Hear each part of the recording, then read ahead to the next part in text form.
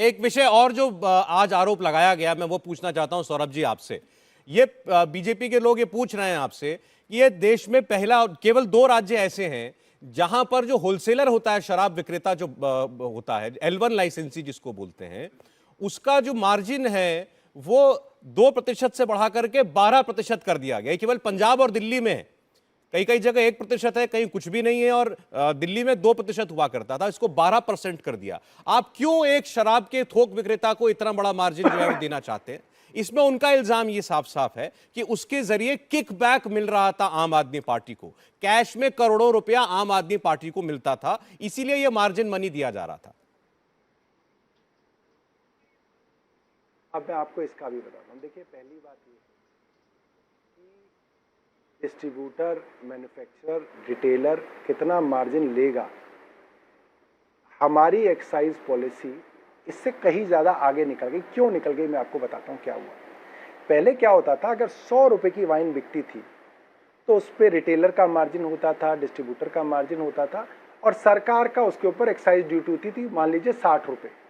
100 रुपये का प्रोडक्ट बिचा, 60 रुपये सरकार को मिलते थे। और ये सरकार का तरीका होता था कि कितनी बोतल बिकी उसके हिसाब से कितने का माल बिका, उसके ऊपर 60% के हिसाब से सरकार एक्साइज लेती थी। इस नई पॉलिसी में हमने क्या कहा कि भैया हमें नहीं गिननी कि तुम कितनी बोतल बेच रहे हो, कहां से बोतल ला रहे हो, कहां जा रही है, किसका कितना कमीशन है, हमें इससे मतलब नहीं है। हमें आप ये बताओ आप साल का कितना एक्साइज जमा करोगे, हमें लेना देना ही नहीं तुम्हारे परसेंटेजेस से। अब इसमें क्या हुआ सौरभ जी कि लोगों ने इसके अंदर अपनी बोलियां डाली। हाईएस्ट बोली जिसने डाली कि भाई मैं आपको 300 करोड़ रुपए साल का दूंगा, मैं क्या बेचता हूं, कितना बेचता हूं, उससे सरकार को कोई लेना देना नहीं है, मैं बस हाँ 1 नंबर की शराब बेचूंगा, मैं 2 नंबर की नहीं बेचूंगा, हमें इतना ही चाहिए था। सबने जब अपनी अपनी बोलियां डाल दी, वो फिगर बन गई 9,500 करोड़ रुपए। तो सरकार को जो रेवेन्यू में 6,000 करोड़ रुपए आने थे, जो आते रहे हैं पिछले कई सालों से, वो 9,500 करोड़ हो गए। अब सरकार का तो रेवेन्यू पक्का हो गया। अब उसके अंदर इनके मार्जिन, डिस्ट्रीब्यूटर का मार्जिन और रिटेलर का मार्जिन, ये कैसे डिवाइड कर लेते हैं, और उसमें अगर रिटेलर को कोई दिक्कत नहीं है कि डिस्ट्रीब्यूटर का मार्जिन वो बढ़ा देते हैं, तो सरकार को क्या दिक्कत हो सकती है।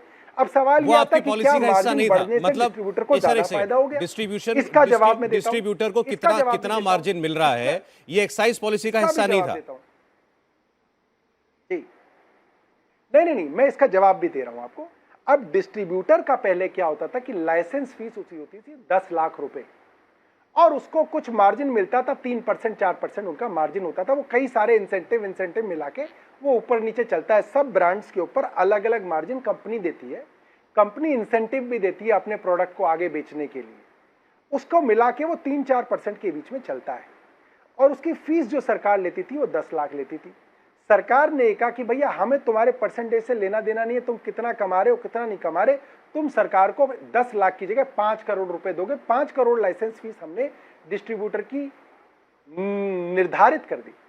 उससे जहां पे पहले सरकार को चंद 2-4 करोड़ रुपए इकट्ठे होते थे, वो पैसा हमारा दरअसल यही इल्जाम बीजेपी के लोग लगा रहे हैं कि जब आपने डिस्ट्रीब्यूटर की फीस जो है 10 लाख से बढ़ा करके 5 करोड़ रुपया कर दी, 4 करोड़ रुपया कर दी, तो जो नॉर्मल व्यवसाय कर सकता था वो तो उस लीग से बाहर हो गया, और उसमें आपने अपने चुनिंदा लोग फिट कर दिए और उनके जरिए पैसा कमा रहे थे।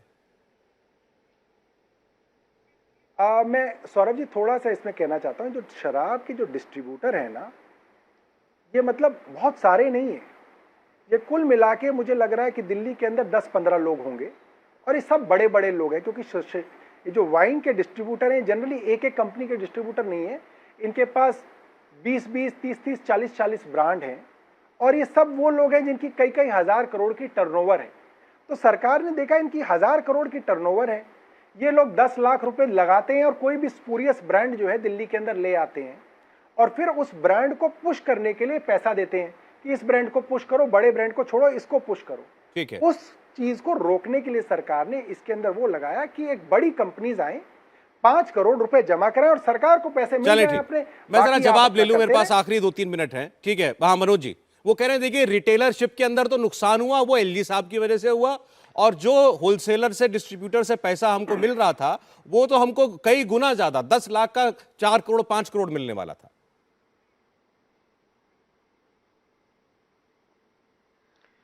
देखिए सौरभ जी, आज सौरभ जी बोल रहे हैं, सौरभ भारद्वाज जी, कि फॉर्मर एलजी का इसमें दोष था।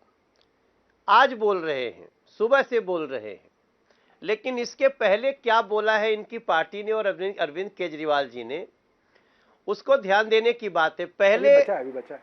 अरविंद केजरीवाल सरकार ने बोला कि 1300 करोड़ रुपए का प्रॉफिट हुआ। फर्स्ट स्टेटमेंट वाज कि 1300 करोड़ रुपए का प्रॉफिट हुआ। बाद में बोलते हैं, दूसरा स्टेटमेंट आया कुछ समय बाद कि कैबिनेट नोट में कहा कि कोर्ट की वजह से नुकसान हो गया। यह दूसरा सेंटेंस था। आज सौरभ भारद्वाज भाई कह रहे हैं कि फॉर्मर एलजी का दोष था, और सौरभ जी इस समय जो कह रहे हैं, जो बता रहे थे कि कैसे शराब के ठेकेदार, ये तो क्या दिल्ली को शराब के ठेकेदार चलाएंगे? दिल्ली को चलाने के लिए सरकार है ना, दिल्ली के लोगों ने चुना है सरकार को, तो ठेकेदार कैसे सरकार चला सकते हैं? तो इन चारों बातों में सौरभ भारद्वाज जी क्या है कि देखिए, सौरभ जी कई बातें साफ साफ अच्छे दिल से कर देते हैं, लेकिन जो प्रेशर है अरविंद केजरीवाल का झूठ परोसने की, उसमें फंस रहे हैं। मैं समझता हूं 4 स्टेटमेंट आ गया। पहले 1300 करोड़ प्रॉफिट, समय दीजिए, मैं फिर बताता फॉर्मर एलजी, सारी बातें बताता हूं। अब कहते हैं कि नुकसान हुआ था तो उसमें कोर्ट के कारण हो गया। अब कहते हैं ठेकेदार दिल्ली चलाएंगे। सत्य क्या है अब ये बता दीजिए। चलिए एक बहुत शॉर्ट पे, लेकिन सौरभ अब मैं बता दूं, अब मैं पूरा समझा देता हूं। देखिए, मनोज जी समझना चाहते हैं और हमारे सांसद हैं, इसलिए इनको समझाना जरूरी है। समझिए, जब इनिशियली इसके टेंडर छूटे तो जो 6000 करोड़ का रेवेन्यू आता था वो 9500 करोड़ रुपए हुआ। 25% ठेकेदारों ने जमा भी कर दिया। अब सरकार के पास तो 25% फीस आ गई, 9500 करोड़ रुपए के हिसाब से आ गई। तो पहला क्वार्टर जो हुआ, जो पहली तिमाही निकली नवंबर, दिसंबर, जनवरी तक की, उसके अंदर ठेकेदारों ने तो पैसा दे दिया था।